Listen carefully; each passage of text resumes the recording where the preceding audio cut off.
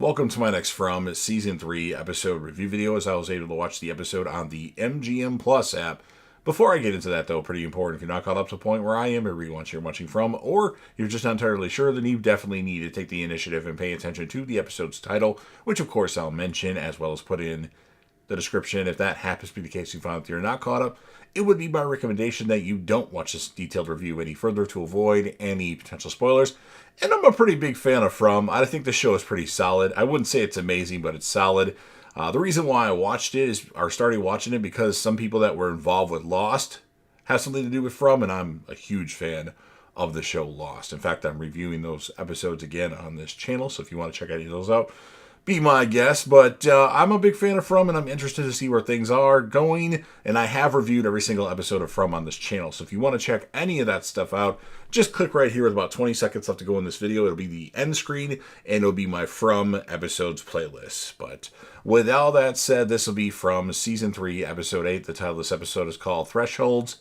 And this will be my review reaction recap after just finishing watching the episode. So we have Boyd taking Fatima to the shack and asks what happened with Tilly. She says that she felt some rage and anger inside of her, and she just couldn't stop. And Boyd says that she'll stay at the shack for the night, and he and Ellis will figure out what to do moving forward. Boyd tells her she needs to eat, and someone's going to have to find Tilly's body. They can't just hide it. Jade tells Jim and Tabitha that he'll catch up with them later. Jade goes to the bar and hears some noise coming from inside there, like his living quarters place. And it's Henry. Now, they mentioned at one point that some people in the town of Fromville were plants. And I feel like Henry could be one of those people. Probably not, but I'm a little suspicious at times with Henry. But he says sorry for, snooping around. And he says he was just looking for a little pick-me-up in that place, though, when he looking for the pickup by the bar area. And Jade says, help yourself, cheers. It just makes me really suspicious of Henry. Probably nothing there, though, but it just makes me suspicious. And at Colony House, some people find out about Tilly. There's a random background character that we just met, I think, in this episode that finds her body. And then Elgin sees this, and his camera takes another picture by itself. Well, the camera that he has took another picture by itself. It's not his camera, it's the camera that him and Julie found. Julie tells Randall at the hospital, thank you. She says they should go back and check out that place, the ruins, and Randall tells her to stay the fuck away from that place because he just doesn't like the vibe there. Acosta examines Tilly's body, says they should talk to everyone in the house, and Acosta says, Boyd, if we are good, she's like, are we good? And Boyd says, let's find out who did this. Donna comes in and says we need to talk to Sarah, whether or not she did this or not. And Sarah is trying to talk for Jasper, and Victor gets extremely upset, saying, you're not good enough. Jim tells Tabitha the phone is off the wall because the other day it rang, and the person on the line was Thomas. Sarah comes over and says Victor is in her basement and only wants to talk to Tabitha.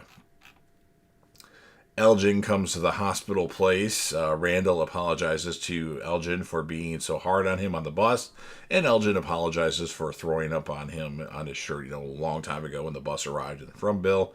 Victor screams at Tabitha that you have to be the one, as he wants to, her to get Jasper to talk. Tabitha asks him to tell her about Jasper. Victor doesn't remember. Tabitha says we'll remember together just like before. Julie talks to Ethan. Henry tells Jade about his wife having visions of this place. Jim goes to the bar and tells Jade it's done. And Jade tells Jim that Tabitha isn't in a good place right now. And then Jim calls Jade a lonely, selfish, narcissistic asshole. And Jim's mad that Jade's always trying to be the smartest person in the room. And Jade says, so what if it gets us home? And then Ellis goes to see Fatima. He brought her some things, including a lucky handkerchief, and he leaves and says he'll be back soon. Fatima then sees the person that Elgin has been seeing for a second, like the lady in the gown or the monster in the gown, whatever it is. But she sees her I don't know if it's a hallucination or she actually really saw her, but it's just for a few seconds. And then we have Elgin draining some of his blood into jars as the camera takes another picture.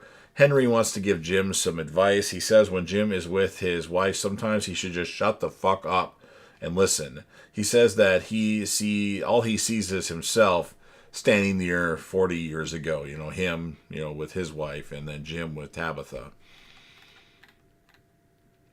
And Jim passes on a drink with Henry as his dad was a drunk. He tells Henry a story of the night Julie was born, that he went to a bar, had a really tall glass of whiskey, and wanted to be the best dad he could be, and that meant not drinking the whiskey, and he didn't. Julie takes Ethan to the ruins place that her and Randall were at. When she gets there, the screaming that she hears in her head from the cicadas doesn't happen. So she tells Ethan she hears the screaming ever since she woke up from that fateful time, and she says that when she goes to this place, the screaming stops, like I'd mentioned. And she asks Ethan what she should do, and they decide to go in together. The hero must be brave. And Ethan says, Julie, that's what Ethan says. And then Julie, as she holds Ethan's hand, she walks in, and then she ends up in the room and sees, the people, Marielle and Randall, and also the person that Boyd was encountering at the end of season 1. But anyway, Kenny and Acosta talked to someone about Tilly's death. They mentioned Sarah as the only murderer, and didn't she kill Kenny's dad? And then Boyd, after arguing with Ellis, tells Donna that Fatima killed Tilly. Ethan gets Kenny and Acosta to help with Julie. Julie sees the person, I mentioned this, the person that was in the dungeon in season 1 with Boyd, and she throws down the rope. So is this what actually happened then in season 1, or is this just kind of pushing? I don't know. And then she also hears Victor and Tabitha talking to each other, and then Randall and Acosta arrive and carry Julie past the ruins, and then Julie wakes up and hugs Ethan. Donna tells Boyd that people don't believe in him anymore, and that she's going to tell everyone Fatima killed Tilly if he won't, because he just wants to hide Fatima, and that's not going to work with her. She wants everybody to know. Victor, Tabitha, and Sarah go to the church, and then Victor says it wasn't Jasper after all. It was the boy in white that Christopher was talking to. And the boy in white told him that the children were born in dark, and then they were murdered in dark. And he says that Christopher would have to go to the tree to save the children. And then Victor told he didn't want anything part of that. So Victor told his mother what the boy in white said to Christopher, and that's why she left them. And then we have Elgin showing up at Fatima's shack. Boyd and Ellis arrive back at the shack, and Fatima is gone. Elgin has taken Fatima to the root cellar and tells her about the room that no one knows about. Elgin tells Fatima that the baby isn't hers. While Fatima tries to fight going into there, Elgin says that this is for the best and pulls Fatima in the secret room. And that's what ends this episode of From. So I'll give it a 7.3 out of 10. I was kind of bored during this episode. I want to see more monsters, and we're not getting that. I know they're trying to develop a story here, but I want to see a little bit more. I know I'm sure we'll get it in the next episode, or the one after that, obviously, is the finale. As far as my character of the episode, I'll put Julie. There's like 3 people that could have been named the character of the episode. Boyd is pretty much the character of every episode, but I don't always give it to Boyd. So 7.3 out of 10. Julie's my character of the episode. So you've heard everything that I have to say. Now it's your turn. If you're a fan of From and you want to help me out with the YouTube algorithm, please make sure that you Hulk smash the like button, share the video with a friend, put this video on any one of your social media platforms. Don't forget to sound off in the comment section about what your thoughts are on this episode of From. What would you rate it, and who would be your character of the episode, and anything else that you want to add. I don't know when my review of From next week will be out, because there's UFC 309 taking place next Saturday into Sunday, next Saturday night into Sunday morning. So I might post this review later. I'll watch it that night or Sunday early morning. I just don't know when I'll post it, because UFC 309 is going to take priority. So just so you know, it'll get done eventually.